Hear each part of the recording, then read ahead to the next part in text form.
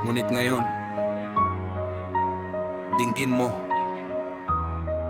Jacob, aking lingkod, Israel, na aking hiniram. Ito ang sinasabi ng Yahweh.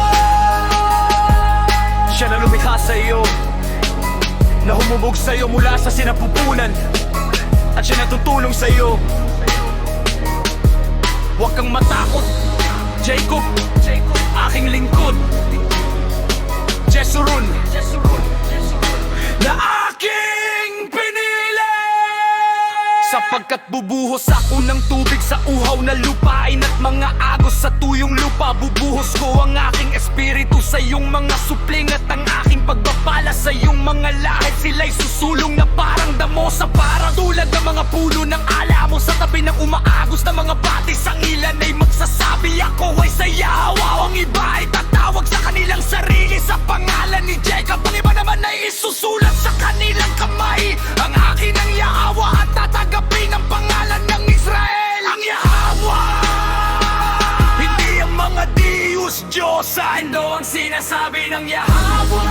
Ang hari at manunubos ng Israel, ang nakatuhubog ang yarihan sa lahat. At ang watuuna at ako ang huli. Maliban sa akin ay wala ng Diyos. Sino nga kaya ang katulad ko? Hayaan siyang ipahayag ito, hayaan siyang magpahayag at ilatag sa harap ko ang mga nangyari mula nang itatagko ang aking sinaunang bayan at ang mga darating pa. Oo, hayaan silang manghula kung ano ang darating. Huwag kang manginig, huwag kang matakot, hindi ko ba ito inihayag at inihula noon pa? Kayo ang aking mga saksi, mayroon bang alahayag bukod sa akin?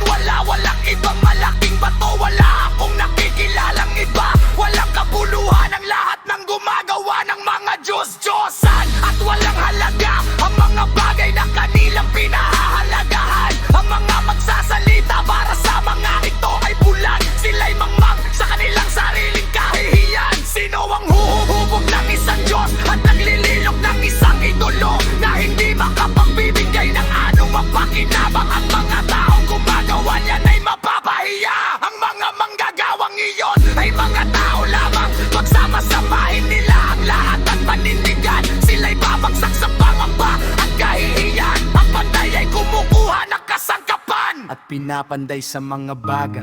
Hinuhubog niya ang isang idolo gamit ang mga martilyo. Hinahasan niya ito sa lakas ng kanyang bisig. Nagutuin siya at nawawalan ng lakas. Hindi umiinom ng tubig at nanlalata. Ang alwage ay sumusukat ng linya at gumuguhit ng balangkas gamit ang pananda. Binabagbag niya ito gamit ang mga